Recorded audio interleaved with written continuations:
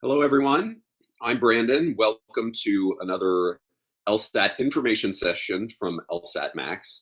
Today, we're going to be talking about a very useful tool for logic games. Many people call it creating scenarios. Some people call it scenarios.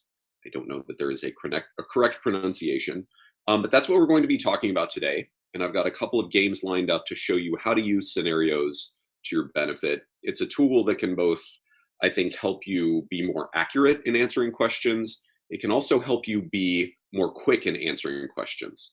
It takes a little bit of work up front, but it can save a whole lot of time on the back end. Before we get started, a little bit of housekeeping.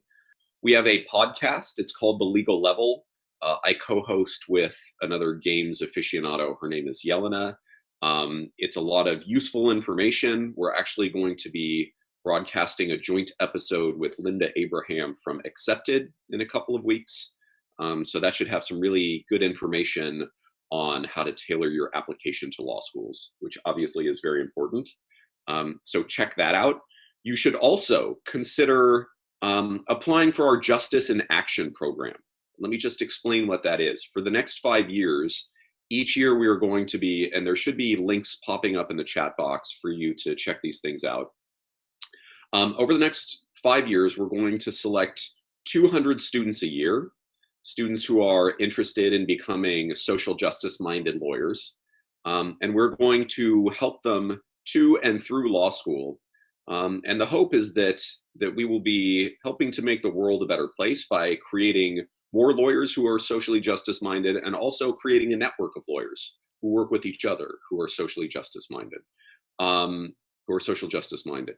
And so that program, what you get if you sign up and if you are accepted to be one of our Justice in Action recipients, is we'll give you a free LSATMax course to help you take the LSAT.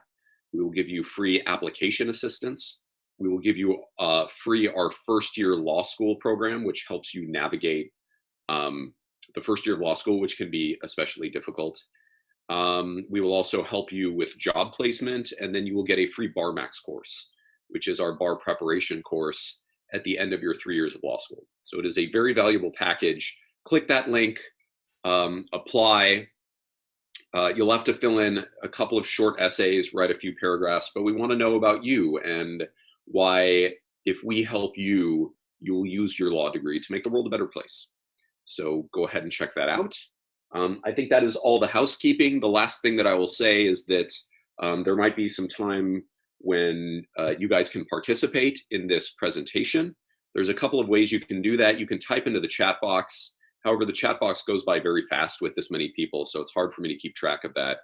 You can also raise your hand in the participants box, or if you have questions that you're happy to have answered at the end of the presentation, I'll spend about a half an hour answering questions that you put into the Q&A box. So I will answer those at the end of the presentation. So with all of that said, why don't we get started and talk about scenarios, what they are and how they help. So let me share my screen with you.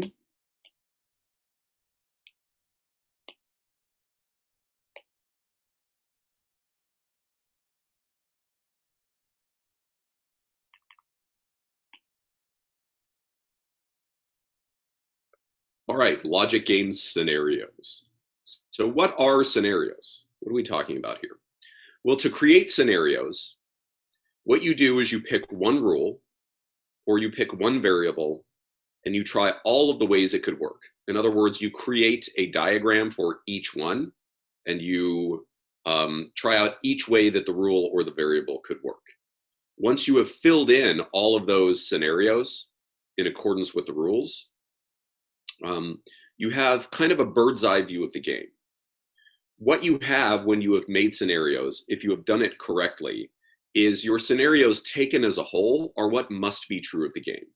Anything that works in the game will work in at least one of your scenarios. Conversely, anything that doesn't work in any of your scenarios must be false about the game. And so you've got kind of the game laid out in front of you.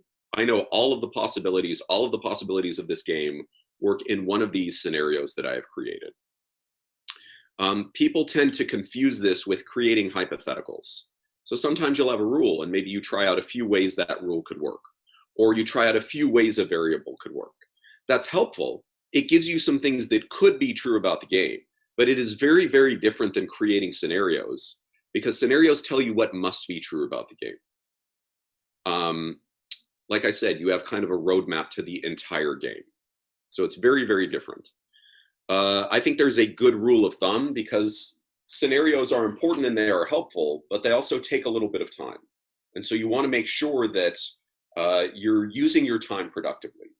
And so if you are going to do scenarios, I think it needs to meet this rule of thumb, or this two-part rule of thumb. The rule or variable that you choose should end up in 4 scenarios or less. If you're creating 5, 6, 7, 8 scenarios, you're probably doing something wrong. And each scenario should be productive, by which I mean you should get at least 1 deduction out of each scenario that you make.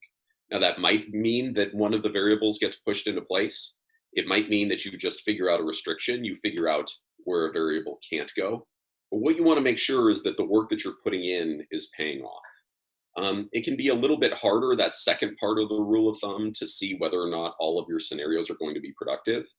But I think what you guys should do after you're done with this session is to do a whole bunch of games and do them untimed and really think through scenarios. Because once you get good at seeing scenarios and making them, you can bring them up to speed later. But it's important to have, some expertise in it. And I think to do that, you have to start off slow. So don't be timing yourself on scenarios games right now. I have a very broad conception of what games are scenarios games.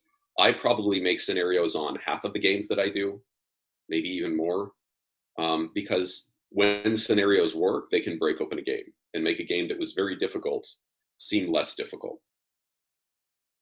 So that's what they are, and that's when to do them. But you also have to know how to use them. So what does it mean to have all of the possibilities laid out in front of you? What does it mean to be the master of the game, to have all of the possibilities within reach? Well, you can use these on a bunch of different questions, but you have to know how to use them. So with absolute questions, the ones that don't start with if, the ones that just say things like, which one of the following must be true, or which one of the following could be true. These are scenarios are very useful on these questions. And in fact, when I'm determining whether or not to do scenarios, sometimes what I'll do is I'll take a peek at the questions. And if there are a lot of absolute questions, I think it's more likely to be a scenarios game, because absolute questions are very open-ended if you have not done scenarios. And so if you see a game has, 6 questions, 4 of which are absolute questions, I think that makes it even more likely that it is a scenarios game. But here's how you can use them to answer each of the question types that you would get in an absolute question. So if they say which one of the following must be true, well, if it must be true, then the right answer is something that is required by all of your scenarios. That's what it means when I say it must be true, that in each and every scenario, it is required. So if we do a bunch of scenarios and we find out in each of our scenarios that C ends up getting pushed into the 4th slot, for instance, then it must be true that C is in 4. So that's what you're looking for in your scenarios when you're asked what must be true. If you're asked what could be true, then it's just something that works in at least one of your scenarios. If it works in any scenario, even just one, it could be true. And so that's how you use it to find the right answer to a could be true question. When they ask you what could be false, or very often the way they phrase these questions are each of the following must be true except. For something that could be false, it is not required in at least one of your scenarios. In other words, I can get out of this answer choice in at least one of my scenarios. If that's the case, it doesn't have to happen in each and every scenario. It could be false. Finally, when they ask you what must be false, that is something that does not work in any scenario. That's what must be false. So that's how you use them on absolute questions, and we'll see several of those today. The most common other type of question on logic games are those conditional questions. The ones that say, if blank happens, then which one of the following could be true, or which one of the following must be true. With these ones, really the process is the same. It's just with these ones, you're only looking at the scenarios that are responsive to the question. So if they say something like, if G finishes second, which one of the following must be true? Well, you would have to look in all of your scenarios where G could finish second. You may have to actually fill in those scenarios, the ones where G works in two, to see what happens. But once you've done that, and it can definitely show you, the limited universe of scenarios that are responsive to that question, then once you've done that, it works pretty much the same way as it worked with those absolute questions. By which I mean, when they say it must be true, it is required by all of the scenarios that are responsive to the question. You're just setting aside the ones that are not responsive to the question and not looking at them anymore. And then you're doing the same process as last time, but with the scenarios that are responsive to the question. I know this may sound a little abstract now, but we've got 3 games to work through today. And so we will get to see how this stuff works. In one of these conditional questions, if they say which one of the following could be true, then you're looking for an answer that works in at least one of the scenarios responsive to the question. If they ask you what could be false, the right answer is something that is not required by at least one scenario responsive to the question. And then finally, if they ask you what must be false in one of these conditional questions, it's something that does not work in any scenario that is responsive to the question. There's a few other less common question types that these can be very useful on. I know you guys love the rule replacement question. We're going to see one of those today and see how helpful this is. But there are also questions very commonly that ask you something like, which one of the following, if true, would allow the, allow the disbursement of volunteers to booths to be fully determined? So these fully determined questions are asking you which one of these would push all of the variables into place. And these, when I see a question like this, it often makes me think if I didn't do scenarios, I probably should have, because doing scenarios makes these questions very straightforward. The right answer works in only one scenario, and it will force everything into place in that scenario. I think we have one of these questions today too, if I remember correctly, although we might not. But these can be very useful on those questions as well. And that's how you attack those. And then finally, the rule replacement question. Your scenarios won't always get you the right answer, but they will very often allow you to knock out multiple answer choices very quickly. Because those rule replacement questions always ask you which one of the following would replace a particular rule and have the same effect on the game, meaning it will not change any of your scenarios. And so any answer choice that is inconsistent with any one of your scenarios is automatically the wrong answer. You don't have to think about it anymore besides that. One more thing to talk about before we see some games that do this stuff is what is crying out for scenarios. There are things that when you see them, you should automatically think scenarios. It should ring alarm bells in your head. Oh, maybe I'm doing a scenarios game right now.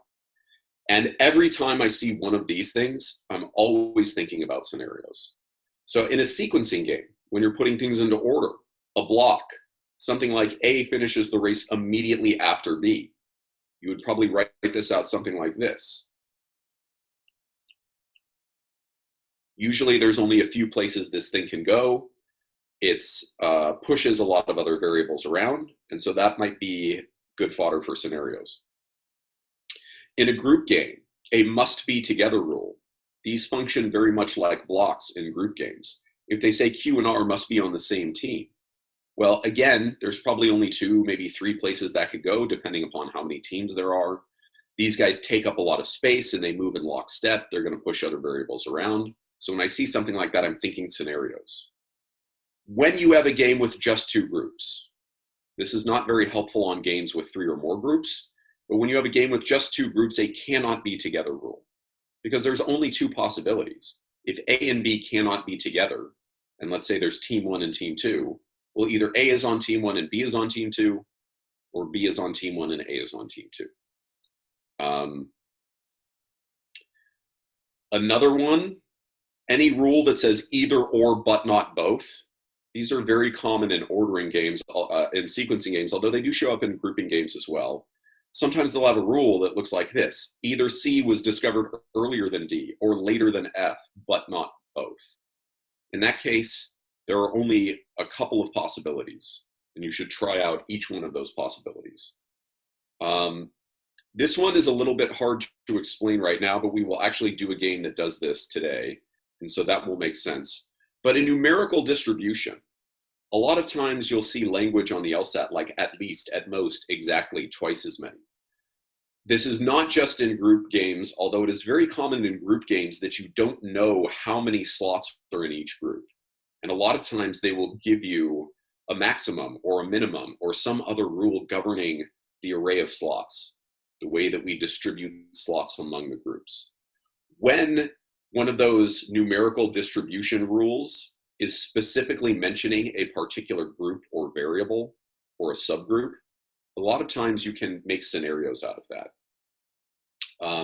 So something as specific as this: twice as many volunteers work at the hospital as at the clinic. In that case, you might want to take the time to try out all the possibilities. How many different ways could I have twice as many people at the hospital as at the clinic?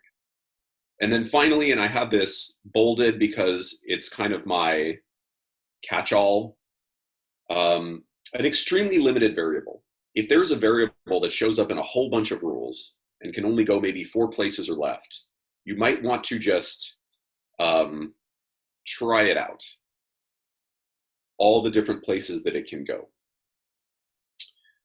This is almost always available in in-out group games. And here's the reason. If you have a game that's, for instance, I know there's one that's bird watchers are trying to determine which birds are in a particular forest out of 6 birds. Anytime you have a couple of rules that work like this, something like if A is in the forest, then B is in the forest. And then another rule that's like if A is not in the forest, I don't know, then C is in the forest. In this case, there's only 2 possibilities for A. Either it's in or it's out.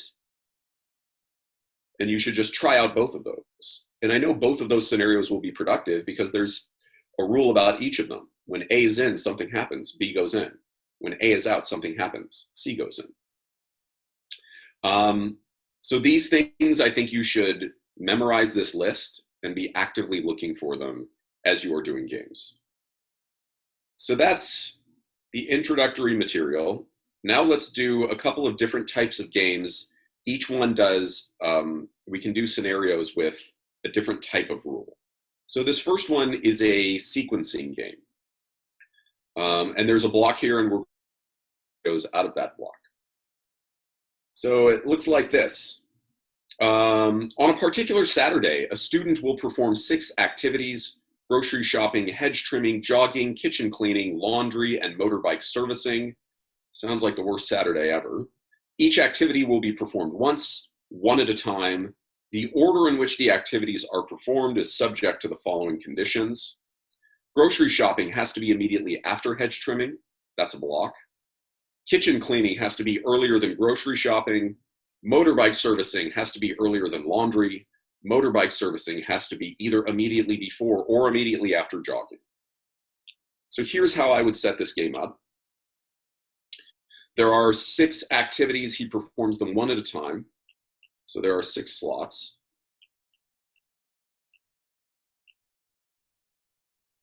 Our variables are G, H, J, K, L, M. And our rules look like this. Grocery shopping has to be immediately after hedge trimming. That's a block. If grocery shopping is immediately after, it means I have H and then I have G. Every time I see something like that, I'm thinking scenarios. Our next rule says kitchen cleaning has to be earlier than grocery shopping. K is before G somewhere, but that's not a block. Motorbike servicing has to be earlier than laundry. That looks like that. Finally, motorbike servicing has to be either immediately before or immediately after jogging. So this is a block, but it's reversible. I know these guys are right next to each other, but unlike that first block in Rule 1, I don't know who goes first and who goes second. I'm always looking, even before I make scenarios, to combine rules. Here I see G is showing up in 2 rules, so I can probably combine those. Here I see M is showing up in 2 rules, and I can probably combine those. And when I do that, I get basically 2 different little ordering chains. We know that K goes before the whole HG block. If K is before G, but H is immediately before G, then we know that K has to be before the whole block. So we know that. And I also know that M comes before L. And since M and J are right next to each other, I know the MJ block has to come before L. Oops. So that looks like this. M and J are right next to each other in some order, and I know they come before L. So I would choose, out of all of these, to do scenarios on, I would choose this block, the HG block. It's not reversible. There are actually twice as many ways the MJ block can work out as the HG block, because I can always have like MJ in 1 and 2 or JM in 1 and 2. But the HG block has to be in that order, and I think there's only 4 places it can go. I certainly can't have HG in 1 and 2 because K has to come before, and K would have nowhere to go. What that means is that the HG block could go in 2 and 3, it could go in 3 and 4, it could go in 4 and 5, or it could go in 5 and 6. And I'm going to try out all of those possibilities. And once we do that, we're going to have a very good idea of what works in this game and what does not work in this game. And so that looks like this.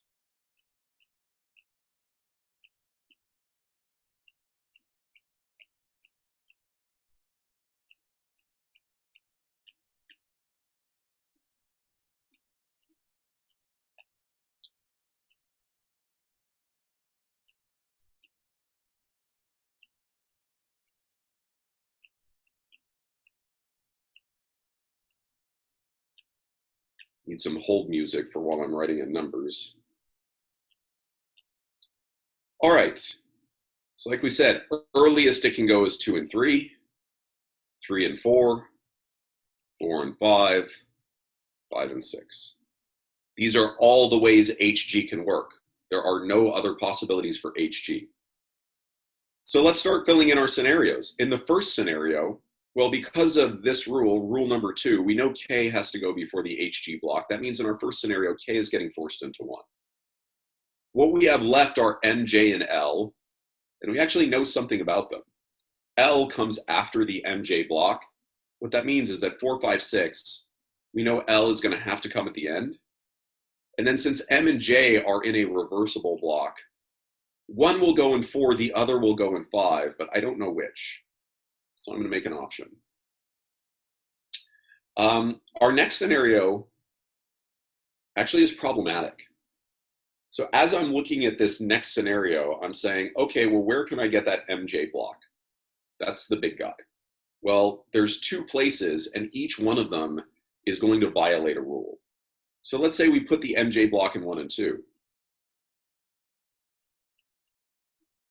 What that does is it prevents us from getting K before the HG block. So we certainly couldn't do that. We can't put the MJ block in 1 and 2 here. We also can't put the MJ block in 5 and 6. Because look, if we put it there, now we can't get L after the MJ block. In other words, this scenario does not work. And that's actually something very valuable to learn. And in fact, one of the questions, I believe, tests us directly on the fact that this scenario doesn't work. And so I would not erase it. Instead, I would lightly cross it out to show myself that this scenario that I tried does not work. In other words, it must be false that H is in 3. It must be false that G is in 4. That is something we have learned about the game. A few more. Now we're down to 3 scenarios, which is going to be very helpful. In our next scenario, we know we have to get K somewhere before the HG block, so that's going to go somewhere in 1, 2, 3. We also have to get in the MJ block. There's not enough room after the HG block for that, so I know the MJ block is going in 1, 2, 3 as well. What that means is that in this scenario, L gets forced into 6. If I tried to put L somewhere in 1, 2, and 3, I wouldn't have enough room for MJ and for K in front of H. And so this is what we have left. We have to get in K somewhere, and we have to get in the MJ reversible block somewhere. And they're going to go in 1, 2, and 3 in some order. Finally, in our last scenario, I think that one is fairly open. As long as we put K anywhere in 1, 2, 3, 4, we're fine. And then we have to get in the MJ block before L somewhere. So I don't know that we can push anything into place there, but I do know what's left. All right, so this is the entire universe of this game. There are 3 possible scenarios. One of them is very well filled in, the first one. The last 2 are a little less well filled in, but anything that works in the game will work in one of those scenarios. Anything that does not work in one of those scenarios must be false about the game. So I know that took a little bit of time, and I always get the complaint, I can't do this in time, I'm going to lose points. This is going to save us time on a lot of questions. And we're going to see it just starting right off the bat. So the first question asks us, which one of the following activities cannot be third? Well, we took the time to make our scenarios, and we determined that scenario 2, and let me number the scenarios so that we can talk about them. We determined scenario 2 doesn't work. In scenario 2, hedge trimming is third. Since that scenario does not work, we know hedge trimming cannot be third. And that actually just gives us the answer to this question. You would not want to try out all 5 of these answer choices to figure out which one doesn't work, because 4 of them will work, and you'll spend a bunch of time trying those out, and then 1 of them will not work. And that's actually trying out all 5 of those answers is making more setups than it took to create all of our scenarios. So I think the scenarios were worth it just from this one question. Moving along, taking our scenarios with us.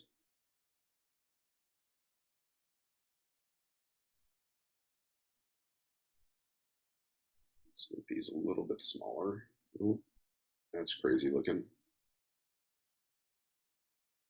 Here we go. All right, which one of the following cannot be true?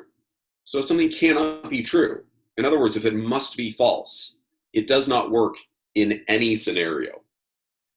And so if I find an answer choice that works in a scenario, it is the wrong answer. Like answer choice A says hedge trimming is 4th. That works in our 3rd scenario. Since that works in the 3rd scenario, it's the wrong answer. Answer choice B says jogging is 4th. Well, I've seen jogging 4th in our 1st scenario. That works. So since that could be true, it is the wrong answer. Answer choice C says kitchen cleaning is 2nd. So that's definitely not true in the 1st scenario. In the 1st scenario, kitchen cleaning is 1st. So we would have to see if it would work in the other 2 scenarios, in any one of those. If it works in any one of them, it is the wrong answer. But if we find out it doesn't work, then it is the right answer. So it definitely would not work in scenario 3. If we tried to put K into 2, it would divide up the MJ block. There would be no way to get M and J next to each other. So it doesn't work in 1. It doesn't work in 3. And it actually would not work in the 4th scenario either. And I'll fill it in to show you because it might be a little bit difficult to see. But if we were to try to put K into 2 in the 2nd scenario, it would look like this. I mean, in the 4th scenario, I'm sorry.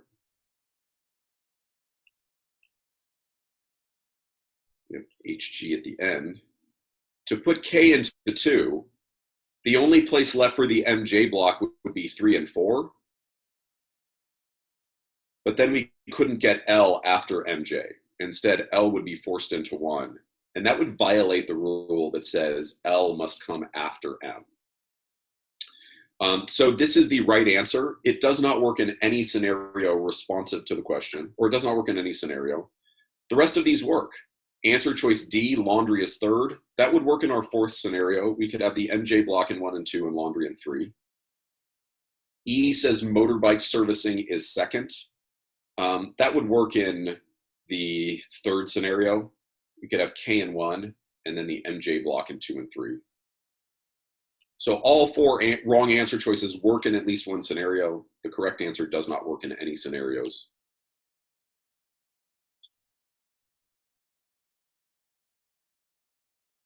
Continuing on, which one of the following activities cannot be fifth?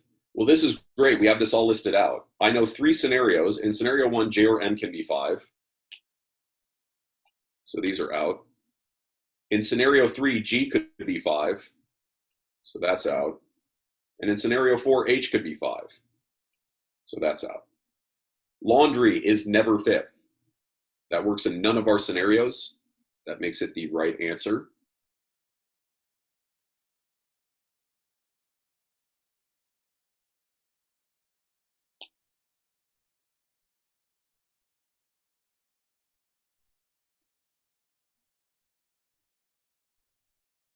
Now we've got a rule substitution question. And again, the right answer to a rule substitution question has to be consistent with every scenario. If you've created your scenarios correctly, the right answer choice will be consistent with all of your scenarios. That's because the right answer has to have the same effect on the game. So if we find an answer choice that's inconsistent with a scenario, it is the wrong answer. So this is asking us which one of the following, if substituted for the condition that motorbike servicing has to be earlier than laundry, would have the same effect in determining the order of the student's activities. They're taking away this rule, the one that said M is before L.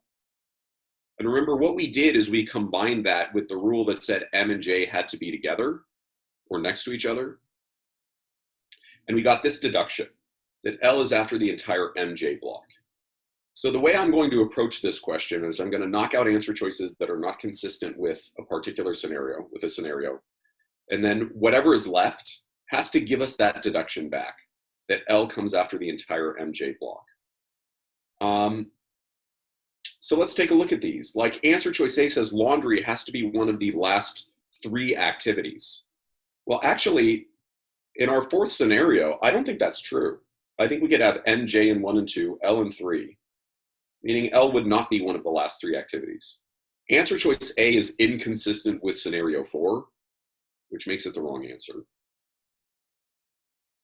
Answer choice B says laundry has to be either immediately before or immediately after jogging. That's not true. If you look at scenario 3, it's nowhere near jogging. It's very far away. And so since that is inconsistent with scenario 3, it is the wrong answer. Answer choice C says jogging has to be earlier than laundry.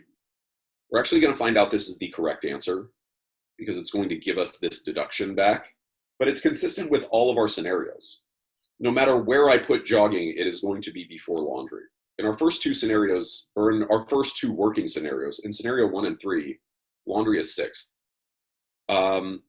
In our last scenario, no matter what, laundry comes after jogging. So that's the right answer, but we'll knock out the other answers before we do that. Answer choice D says laundry has to be earlier than hedge trimming. No, laundry can be last. In scenario 1 and scenario 3, laundry is last. So this answer is inconsistent with those scenarios. Finally, answer choice C says laundry has to be earlier than jogging. Again, laundry is not earlier than jogging. In fact, it's always after. So that's inconsistent with all of our scenarios. Answer choice C is the correct answer. It's consistent with all of our scenarios. And since M and J are in a block in another rule, putting jogging before laundry has the same effect of putting that MJ block before laundry. So C is the correct answer.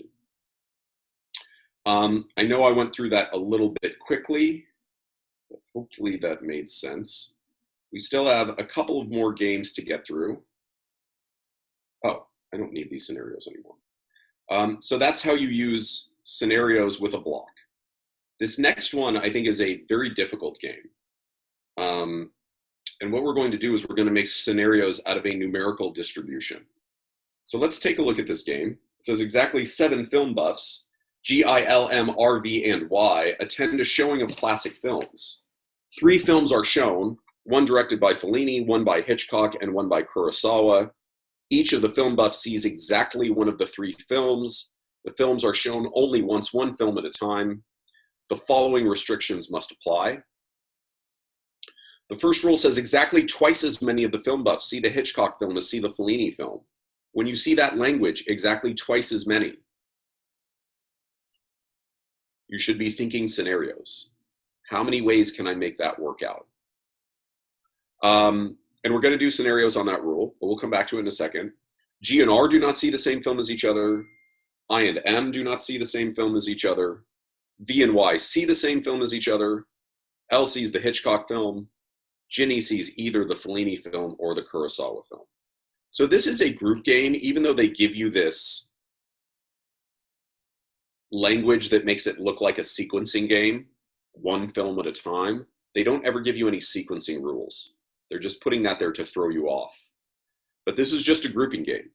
We are distributing these 7 people, G, I, L, M, R, V, Y, among 3 groups, F, H, K. Note that they don't tell us that at least one film buff sees each film. And so at this point, it's entirely possible that one of these theaters is empty, showing this film. We're going to find out that's not possible, but that'll take a second. So we're distributing these film buffs among those groups. The rules look like this. G and R do not go together. I and M do not go together. V and Y must go together. L sees the Hitchcock film, so we can put L in there. Ginny sees either the Fellini or the Kurosawa film. I think the easiest way of writing that rule is just she does not see Hitchcock. All right, so that's as far as we can get. And this game is very difficult, I think, if you don't do these scenarios. But again, we have this rule that tells us about how we're distributing the slots. And we know exactly twice as many slots show up in Hitchcock as in Fellini. So here's how I'm going to do this. I'm going to make numerical distributions. Oops.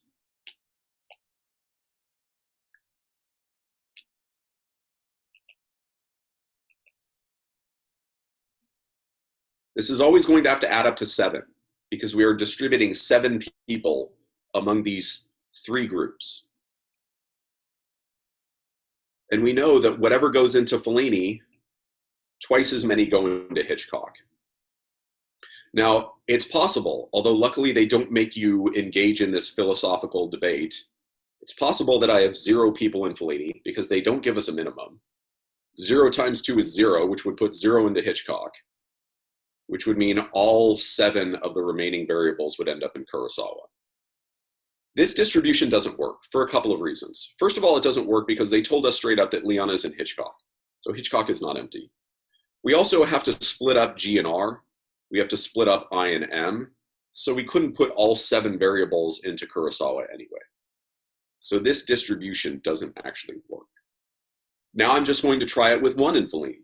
Well, when there's 1 in Fellini, 1 times 2 is 2. That would put 2 in Hitchcock.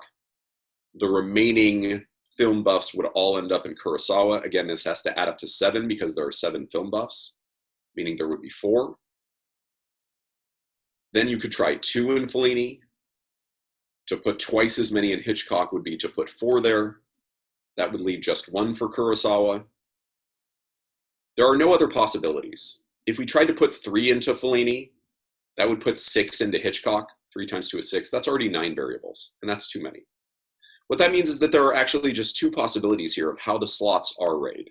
There's either 1 slot in Fellini, 2 in Hitchcock, and 4 in Kurosawa, or there are 2 in Fellini, 4 in Hitchcock, and 1 in Kurosawa. I'm going to make scenarios off of those 2 ideas. And it looks like this. F, H, K, F, H, K. And again,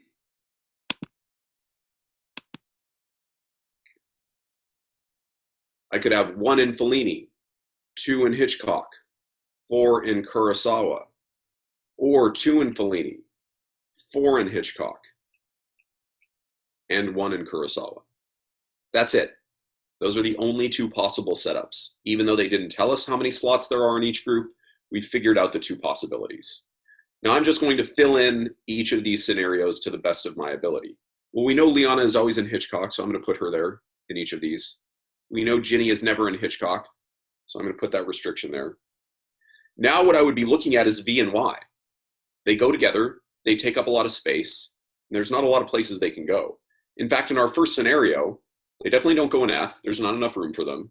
They don't go in H, there's not enough room for them, meaning they have to go in V and they have to go in K, since they go together. What we're left with, we placed L, V, and Y. We just have G and R, they can't go together, and we have I and M, they can't go together. And so those variables are going to fill up the remaining slots in some particular order. But I think there's actually a little bit more that we can figure out. We couldn't, for instance, put G here and R here, because that would force I and M together. The only way we can split up those two sets of variables, we have to split up G and R, we have to split up I and M. The only way that would work would be to put one of G or R in K and then the other one somewhere else. And to put one of I or M in K and put the other one somewhere else. With those 4 slots remaining, since 2 of them are in one group, that's the only way we can split up those variables. So that's pretty well filled in. In our next scenario, it looks initially like V and Y can go in 2 places. They could go in F and they could go in H. But it's actually not the case that they could go in F. And let me show you why. If we tried to put V and Y into F, G would not be able to go in H because G never goes in H, meaning G would be in K. That would force our remaining variables R, I, and M into H, which violates rule number 2. I and M cannot go together. And so putting V and Y into Fellini in the second scenario doesn't work, meaning we actually know where V and Y go in the second scenario. They don't go in Fellini. There's not enough room in Kurosawa, meaning they have to go in Hitchcock. Again, we're left with those 2 cannot be together rules. We have to split up G and R. We have to split up I and M. And I think we've got basically the mirror image of our last scenario. The only way I could split up GR and I and M would be to put one of G or R in Fellini and the other one somewhere else. One of I or M in Fellini and the other one somewhere else. So those are scenarios. Anything that works in this game will work in one of our scenarios. Anything that doesn't work in either scenario is false about the game. So let's get through the questions. We still have one more game to get through, and I think that one is useful. So let's try to get through these as quickly as possible. Each of the following must be false except. So this is a could be true question. One answer choice will work in at least one scenario. The other 4 answers do not work in any scenario. So the first answer says R is the only film buff to see Fellini. Yeah, that could be true in scenario 1. In scenario 1, one film buff sees Fellini, and it could certainly be R. That would put G in Kurosawa. And that's the right answer. It works in that scenario. It could be true. In all the rest of these answers, they do not work in either scenario. Answer choice B says R is the only film buff to see the Hitchcock film. There's actually never an only film buff to see Hitchcock. It's always 2 or 4. And so that cannot be true. It is the wrong answer. C says Y is the only film buff to see Kurosawa. No, Y is always with B. So Y is never the only film buff to see anything. Here they're asking us just directly about these numerical distributions. Exactly 2 film buffs see Kurosawa? No, it's 4 or 1. Exactly 3 film buffs see Hitchcock? No, it's always 2 or 4. Meaning A is the correct answer.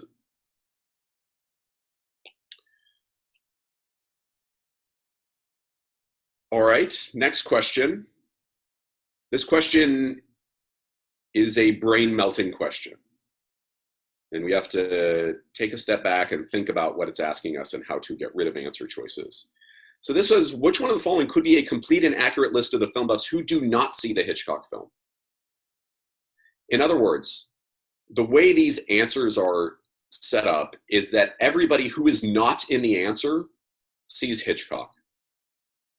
If you look at answer choices A and B, they have 2 people not seeing Hitchcock, which means answer choices A and B are asserting that 5 people can see Hitchcock, because all 5 people who don't show up in those answers would see Hitchcock. Well, answer choices A and B have the numbers wrong. It's absolutely impossible to have just 2 film buffs not see Hitchcock, because that means 5 film buffs would be seeing Hitchcock. So those cannot be a complete and accurate list because they get the numbers wrong. The remaining answers all have 3 people not seeing Hitchcock. And that actually is talking about just one of our scenarios. It's talking about scenario 2. In scenario 2, 4 people see Hitchcock,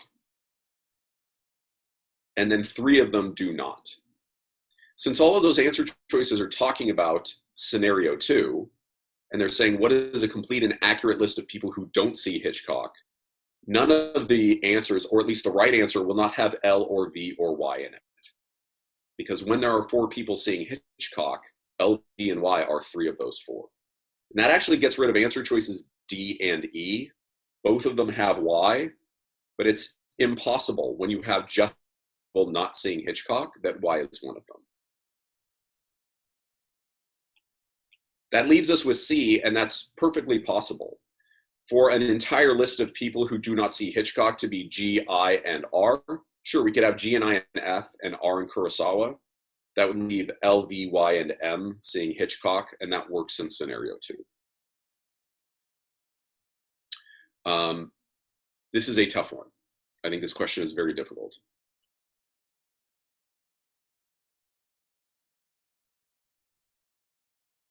All right, let's keep going. If exactly 1 film buff sees Kurosawa, which one of the following must be true? So this is a conditional question, and they're asking us about our second scenario. That is the scenario responsive to the idea that exactly 1 film buff sees Kurosawa. So what must be true when just 1 film buff sees Kurosawa? Answer choice A says Victor sees the Hitchcock film, and that's the right answer. Because when 1 film buff sees Kurosawa, Victor is one of 4 film buffs seeing Hitchcock. So that is the right answer. All the rest of these could be false. Answer choice B says Ginny sees Fellini. Well, she could see Kurosawa in scenario 2, so that doesn't have to be true. Marcos sees Fellini. He could see any of the movies in scenario 2, so I don't think that has to be true. I sees Fellini. Again, he could see any of the movies, so that doesn't have to be true. R sees Hitchcock. No, R could see Fellini or Kurosawa. Answer choice A is the right answer. When exactly 1 film buff sees Kurosawa, that's our second scenario. And B definitely sees Hitchcock.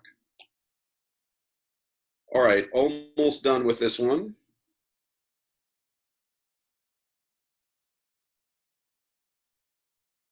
If Victor sees the same film as Ginny, which one of the following could be true? Well, that only works in our first scenario.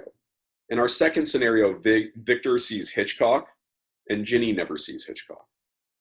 So since they're adding that fact that V and G are seeing the same movie, I would probably fill in this scenario with that fact. It looks like this.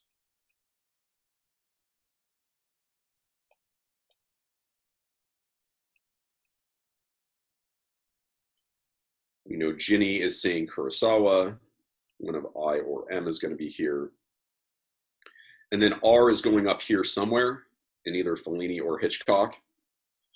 Which one of the following could be true? Answer choice A says Ginny sees the Fellini film. No, in this case, she's seeing Kurosawa. Ian sees the Hitchcock film. Yeah, that could be true. One of I or M is going to see K, and then the other one can see one of the others. So that is the right answer, B. Let's just make sure the rest of them do not work. They must be false. C says R sees the Kurosawa film. No, because G is seeing it, and they never see it together. D says Victor sees Hitchcock. No, he's seeing Kurosawa here. Yao sees Fellini. No, and in fact, Yao never sees Fellini. So that is the right answer to that one, and that is B. That, I believe, is the last question we've selected for this game. So we have one more game. This is a grouping game with 2 groups. And we have a couple of those cannot be together rules. And this, we're actually going to do scenarios on 2 rules. I know I said you take 1 rule, but sometimes you can do scenarios on 2 rules, especially if there are very few ways those rules play out. So let's take a look at this game. It says each of the 7 members of the board of directors, G, H, L, M, U, W, and Z, serves on exactly one of 2 committees, the Finance Committee or the Incentives Committee. Only board members serve on these committees. Committee membership is consistent with the following. If G serves on the Finance Committee, then H is on the Incentives Committee. If L is in Finance, then M and U both serve in Incentives. W serves on a different committee from the one on which Z serves. U serves on a different committee from the one on which G serves. If Z serves on the Finance Committee, then so does H. So this game looks like this. There are 2 groups, the Finance Committee, and again, they're not giving us a minimum. And so it's entirely possible that one of these groups is empty. We're going to end up finding out that that doesn't work, but you don't want to assume that each group has to have at least 1 member, because sometimes a group is empty if they don't tell you otherwise. But these are our variables, G, H, L, M, U, W, Z. And the rules look like this. If G is in finance, then H is in incentives. So you could take the contrapositive of this rule like this. If H is not in incentives, then G is not in finance. A perfectly valid way to write that rule. But when you have exactly 2, and this is only when you have exactly 2 groups, I think there's a better way to write the contrapositive. Because for H to not be an I in a 2-group game is the same as saying H is an F. And for G to not be an F in a 2-group game is just for G to be an I.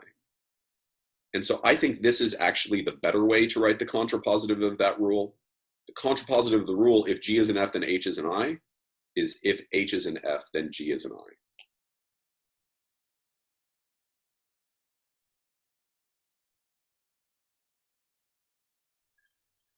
The next rule looks like this. If L is in finance, then M and U are both in incentives. So if L is in F, then M is in incentives and U is in incentives. So take the contrapositive. We reverse and negate all terms. We change and to or. Again, for U to not be in incentives, puts it in finance. For M to not be in incentives, puts it in finance. For L to not be in finance, puts it in incentives. So I would write the contrapositive of that rule. If U is an F or M is an F, then L is an I. Finally, let's put these 2 cannot be together rules to the side for a second. I'm going to come back to those. The last rule says if Z is in finance, then H is in finance. Contrapositive, for H to not be in finance puts H in incentives. For Z to not be in finance puts Z in incentives. So we've got those 3 conditional rules, and then we have 2 cannot be together rules. Those rules are that W and Z cannot be together. U and G cannot be together. This presents us these 2 rules with exactly 4 possibilities. And I'm going to show you all 4 of those possibilities. Once we try out all 4 of those possibilities, we're going to try to fill in each of the scenarios that we create to the extent possible. So here are all those possibilities. Fi, Fi, Fi, Fi. And what you know and what you could do with your initial setup is I know I have to split up W and Z.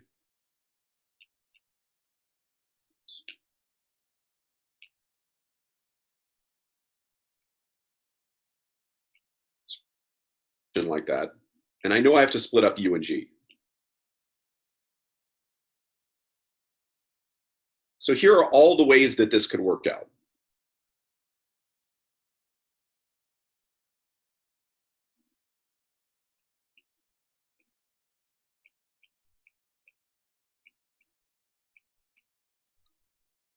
When we have W in finance and Z in incentives, there are two possibilities for U and G. Let's make that more of a Z. When we have this arrangement of W and Z, we can either have U in finance and G in incentives, or G in finance and U in incentives. Those are all the possibilities when W is in finance and Z is in incentives. Then we have two possibilities when that's reversed, when Z is in finance and W is in incentives. We can either have UG or GU. These are all the possibilities for those two cannot be together rules. There are exactly 4.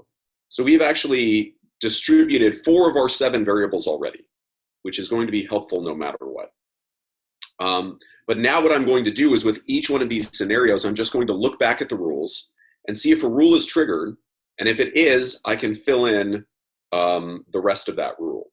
So in our first scenario, let me number them.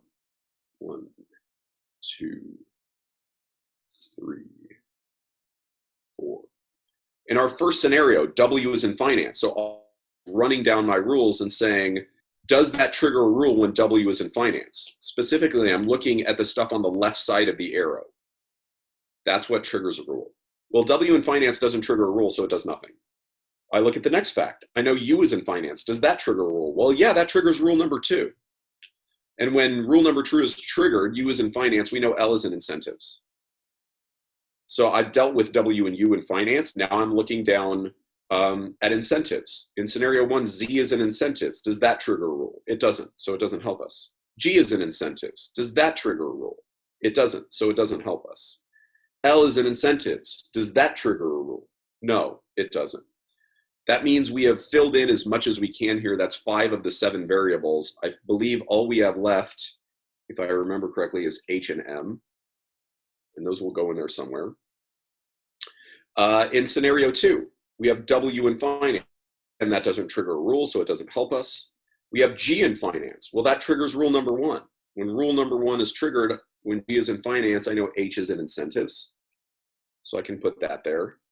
So we've dealt with those first 2 facts, W in finance, G in finance. Now I'm looking at incentives.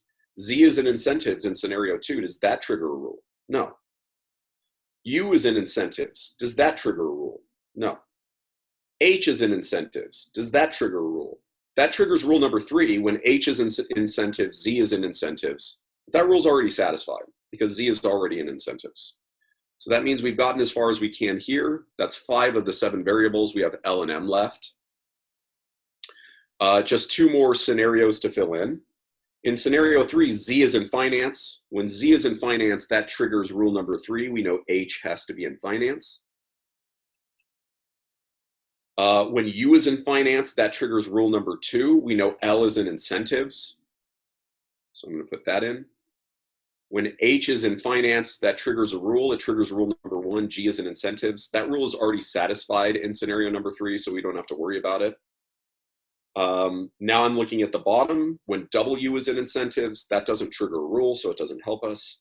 When G is in incentives, that doesn't trigger a rule, so it doesn't help us. When L is in incentives, it doesn't trigger a rule, so it doesn't help us.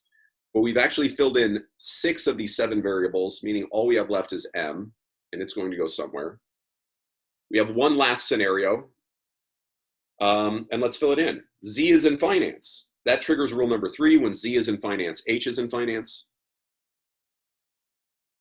G is in finance. That triggers rule number 1. When G is in finance, H is in incentives. But we actually have a big problem. H is on both committees in this scenario. And if you look at the rules, they serve on exactly one of 2 committees, meaning that last scenario does not work, scenario number 4. And just like with that first game, it was important to figure out when a scenario didn't work. In this game, it is also important to figure out when a scenario does not work. So we actually only have 3 scenarios that work. In 2 of them, we filled in 5 of 7 variables. In the last one, we filled in 6 of 7 variables. And this is going to break this game open. I don't know that we will get through all of the questions. We can do a couple of more, but we need to turn to your questions in the question and answer session. But let's take a look. So the first question says, which one of the following board members cannot both serve on the incentives committee? We're going to get rid of 4 answer choices that have people who could serve together on the incentives committee. Answer choice A says G and H. Well, that I think would work in scenario 1, to have G and H in incentives, and that is the wrong answer. Answer choice B says G and W. That works in scenario 3. We can have G and W in incentives, so that's the wrong answer. Answer choice B says H and W, and that is the right answer. It is impossible to get both H and W into incentives. In scenarios 1 and 2, W is not in incentives. And in scenario 3, H is not in incentives. Since it does not work in any of our scenarios, it is the right answer to a cannot be true question. Again, I think we can get through 1 or 2 more, and I would like to do that. Let's bring our scenarios maybe in collapsed form down with us. What is the maximum number of members on the finance committee? This can be a very difficult question, but as I'm looking at this, in each one of my scenarios, it appears that I can get 4 people into finance, in all of them. And because in all of them we can get 4 people into finance, we already know the answer. It's C.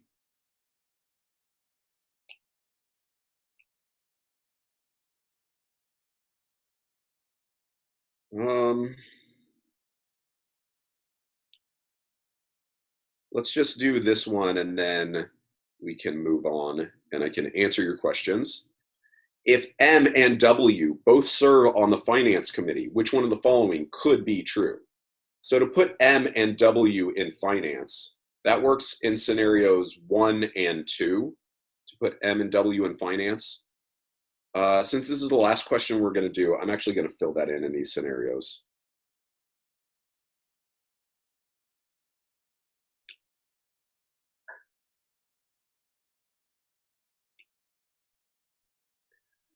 And I believe one of our rules is triggered. Yes, when we put M in finance, that puts L into incentives.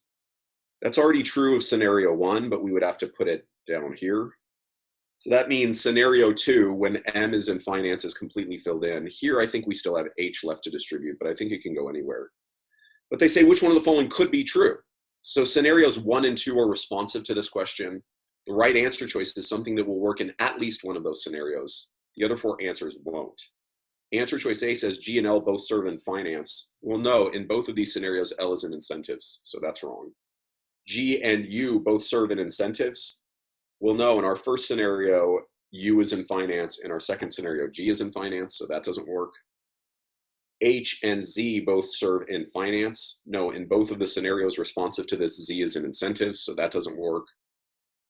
Finally, L and U, well, not finally, that's D. L and U both serve on the incentives committee. Sure, that works right here in scenario 2. We can have Z and L in incentives. I mean, L and U in incentives. And that is the right answer. And so since we are past 3 o'clock, or at least 3 o'clock my time, let's stop with these for now. I know I went through these quickly, but there are a lot of different ways to use scenarios, and I wanted to make sure that you guys got a peek at a couple of different ways that it can work. So this was the earlier game. Why did I choose HG as the rule by which to make scenarios instead of using K? Well, K doesn't push much into place. So I know K can only go in 4 places. It can go in 1, 2, 3, 4 because HG has to come after. But that's only placing 1 variable, whereas placing HG is 2 variables. That means right off the bat, I'm placing twice as many variables. And I would like to place more variables rather than less variables. So I would not use K in that situation. How do you know when to stop writing, filling out scenarios? I have difficulty knowing and when to simplify. Well, I think what you need to do is to create your scenarios, and then with each scenario, go back to each rule and see if that rule gets triggered and see if it will fill in something in that scenario. And so if you create 4 scenarios, then 4 times you're just running back through the rules and seeing if the rule is triggered. If you have done that with all of them, whatever you get in should be everything that you can do. It is, I know time is tight on the LSAT, but I think if you get to a point where you've made all the deductions you can, then you just have to keep moving.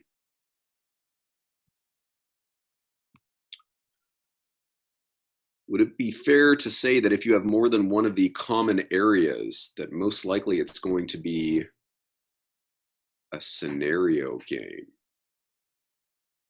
I'm not sure. Common areas.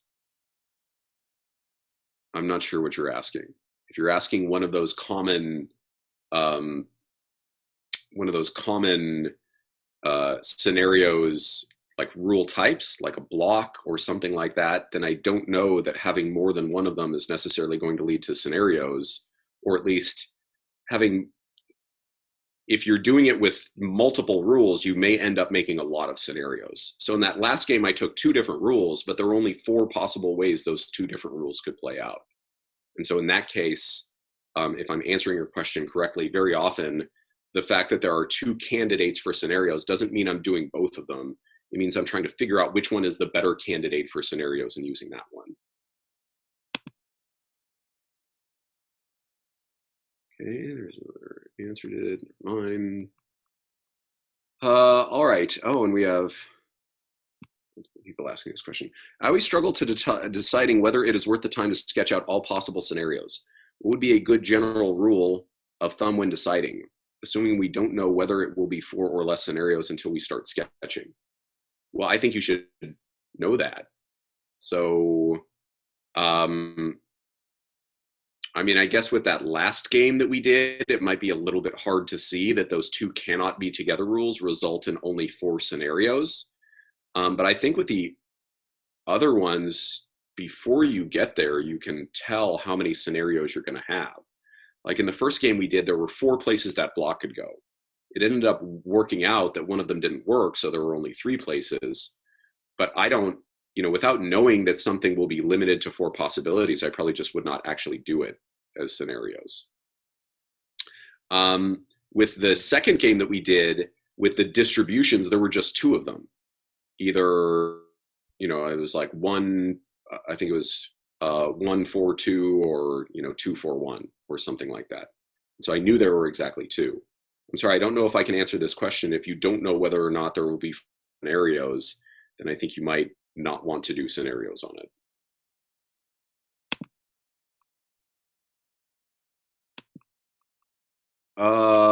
If you were just working this game on your own, how much time would you spend to complete it, or would you skip some of the questions? Question number 2, I'm guessing you mean game number 2. Game number 2, I think, was the hardest game we did. The one with the numerical distributions. And so that one I would spend a significant amount of time on, because it's probably the one that I would end up banking time on. And I think it is possible to spend up to 10 minutes on a game if you have banked time on the easier games. So I hope that answers your questions. I would try to get through all of the questions in 10 minutes. If there's a question that you're getting bogged down on, then you just have to skip that question. But once you've done scenarios, hopefully there won't be questions like that. All right. Oh, wait, where am I? What would you say, why does this keep skipping around on me? What would you say are the key rules to build scenarios around? For example, cannot be together rules take priority in one of the last games. Well, in the last game, I think the only rule that would work in scenarios are the cannot be together rules. And let me make the point here, and I didn't say it, but conditional statement rules are usually bad for scenarios. If I say, maybe I'll write this out. I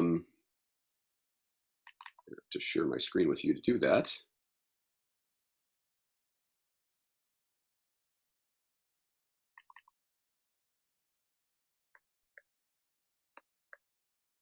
So conditional rules by themselves are usually not good for scenarios. So if they give you a conditional rule, just one of them, and it's an in and out game, and it says something like, if A is in, then B is in. The contrapositive looks like this.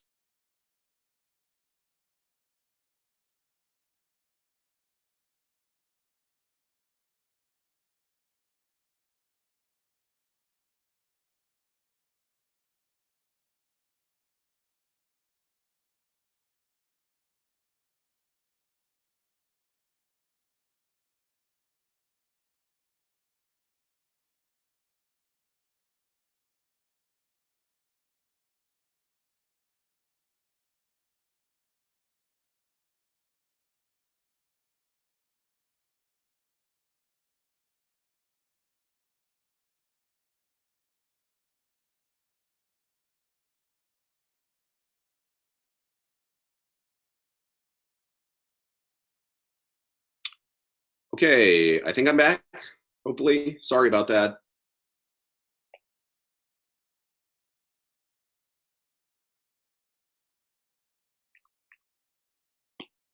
My connection has not been great recently. The point that I was making is that whenever you have a conditional statement, there's always a third possibility, which is that the rule is not triggered. And so if I had a situation like this, B is in and A is out, that's the third possibility. And it doesn't do anything for us. And so you could try out all three of these if you wanted to. But the point being that one conditional statement on its own is almost never good for scenarios, because sometimes the rule is not triggered and the rule is useless when it is not triggered. So I'm not sure how to tell you how to prioritize among those other rules, but I do think that just one conditional statement on its own is not good. The way that I do it is I look for those rules like I was talking about, and then if all else fails, and I think this is the most common, you're just finding that variable that is very limited. If there's a variable that can go in 4 or less slots, and there are a lot of rules about it, you know that wherever you put it, it's going to start triggering rules. So that might be what I prioritize. Okay. So let me bring up the Q&A again. Hopefully that answered that question. All right, when you were going through the scenarios in question 3, you were plugging in the additional rules after writing out the scenarios from the cannot be together rules. You mentioned to pay attention to only the variables to the left of the arrow sufficient. When plugging them in, however, you were paying attention to H, I, for example.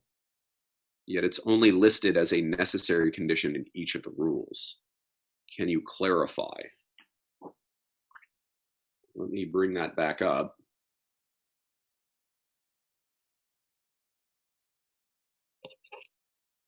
Well, I don't think that's true if I'm reading you right, because the contrapositive of rule number 3 has HI in the sufficient. And so I'm talking about the sufficient condition, not just of the rule as it's explicitly stated in the rules, but the contrapositive as well, because the contrapositive is another rule. And so I hope I'm answering your question, but yes, it is the case that you're only looking for the stuff on the left side of the arrow. Finding a fact on the right side of the arrow does not trigger the rule, it's irrelevant. But finding something on the left side of the arrow does trigger the rule.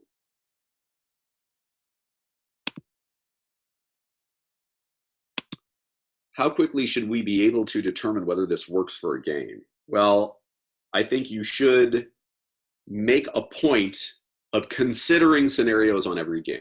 And I think if you give yourself 20 seconds to just look at each of the rules and say, okay, am I seeing one of those rules that's common for scenarios? Okay, if I'm not seeing that, am I seeing a variable that shows up in a lot of rules? And then I think you have to, do that calculation. Are there going to be 4 or less? And I think you have to do it fairly quickly. I think you have to make the determination probably in 30 seconds to determine whether or not it's worth doing scenarios. Because if you're making that determination, until you start making the scenarios, you're not actually making any progress on the game.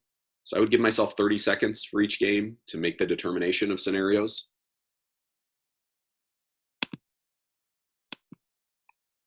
Danielle asks, is it bad to take the January LSAT?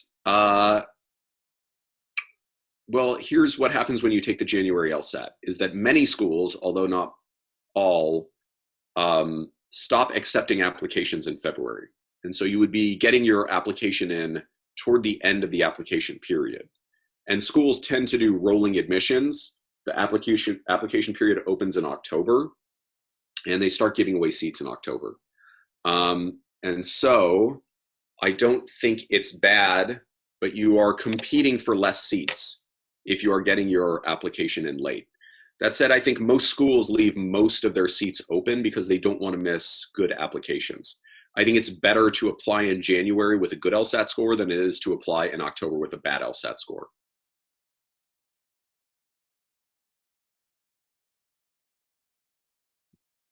What exactly is a social justice lawyer? Like, what would be the description? I mean, I would think that would be somebody who works on issues of social justice. Like when I was in law school, I mean, I don't necessarily want to call myself a social justice lawyer, but when I was in law school, I did a number of things. I worked with a clinic called El Centro, and we provided free legal services and free other services to child prisoners in the juvenile hall that was in Los Angeles. But it's just all about what you're going to use your law degree to do. And what I'm thinking of mostly is public interest law. So I also volunteered at an organization called Betsetic that did wage and hour law. So we helped, for instance, car wash employees who had their wages stolen by their employers. And we did those cases pro bono. So you're not doing it for the money. Instead, you're doing it to use your law degree to help powerless people. So that's what I would call a social justice lawyer. Do you think, or have you heard about patent law as being the easiest law school? So I actually practiced patent law for a couple of years after law school, although it was kind of an accident. I'm not entirely sure what you are asking, but patent law is an area of federal law. It's all federal law, and it's about inventions. And most patent lawyers, or at least a lot of them, have an engineering background rather than having a humanities background. I don't think it's easy, and I certainly don't think it's easy to get an engineering degree. So I'm not sure if that answers your question, but I have not heard that patent law is the easiest law, and I don't think it is. I think it's actually fairly complicated, having practiced it. Can you just go over how to know when you are supposed to use scenarios in a game? I think the best way to do it is to look actively for one of those types of rules that I was talking about. And if you cannot find one, look for the rule that shows up, or look for the variable that shows up in rules, and then see if there are 4 or less places that variable can go. So one of those rule types will tell you when to do scenarios. If you don't find it, a variable that shows up in a lot of rules and can go in 4 or less places.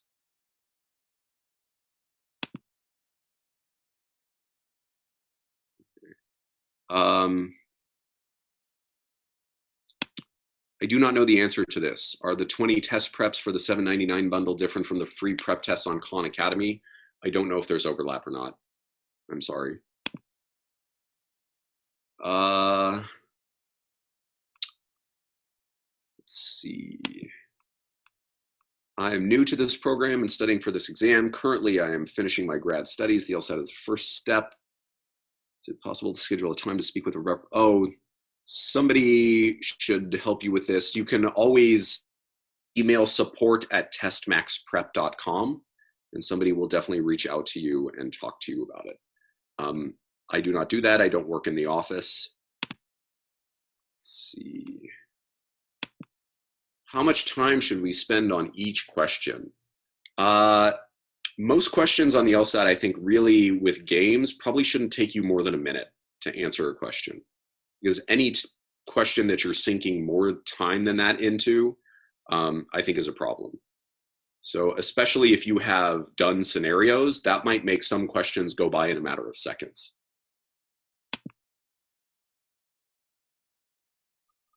If all the rules are conditionals, are scenarios worth it? Well, they can be. And again, let me share my screen and just tell you what I mean by that.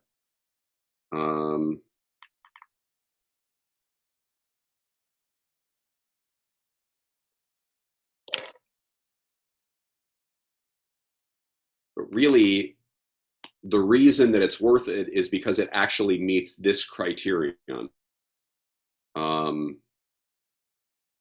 Where am I? this is when it can be worth it to use conditional statements, because you might have this situation. You might have two different rules. One tells you what happens when A is in. The other one tells you what happens when A is out. And in that case, you've got two scenarios. When A is in, stuff happens, I'll try A in. When A is out, stuff happens, I'll try A out. But note, these are not the contrapositive of each other. These would be two different rules. And so in that case, I think it can be worthwhile to do scenarios. But again, I don't think you're really doing scenarios on the conditional statements per se. You're just trying out all the different ways A, the variable itself, can work out. And there's only two ways. It's either in or it's out.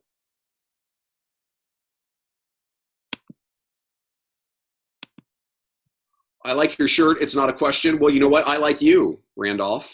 And they're going to launch a new Mars probe, I think today or tomorrow. I'm super excited about that. So I hope all the rest of you are excited about that as well.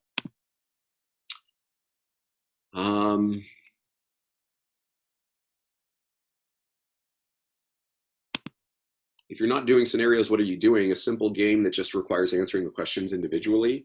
Yeah, I think for a lot of games, probably about half of games, making scenarios is not worth your time.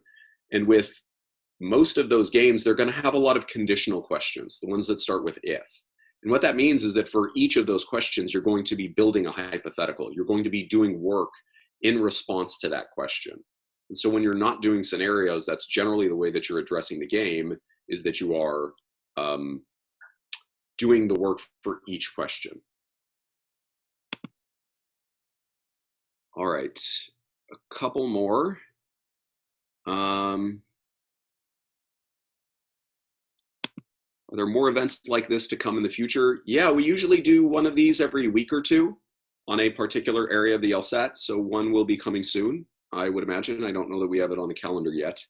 But since you have shown up here, and since I'm guessing you're on our mailing list, you will definitely hear about it.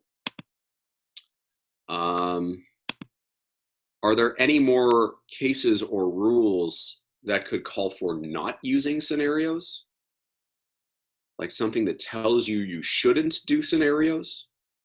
I don't know if there's a rule that tells you you shouldn't do scenarios. The one thing that I think might indicate or might help you make the decision about whether or not it's worthwhile to use scenarios is when there are a lot of conditional questions. Because like I was saying, with a lot of conditional questions, the ones that start with if, usually you're going to be doing work in response to that question. And that usually indicates to me that it's less likely to be a scenarios game. So I don't know if there's a rule that tells you not to do scenarios, but there are question types that can say to you, well, you may actually need to do scenarios. Okay, that I think is all we have the time for. It is now 3:30 my time. I know that's not necessarily your time. So I'm gonna have to let you all go, but I want to thank you very much for paying attention and for all of these great illuminating questions. I hope this was helpful. I know working through 3 scenarios games in like a half an hour is a lot to process. But again, I hope it was helpful for you, and I wish you the best of luck on the LSAT, on your law school applications. Please stay safe, please stay healthy, and I hope to see some of you or all of you in some of the events in the near future. Take care, happy studying.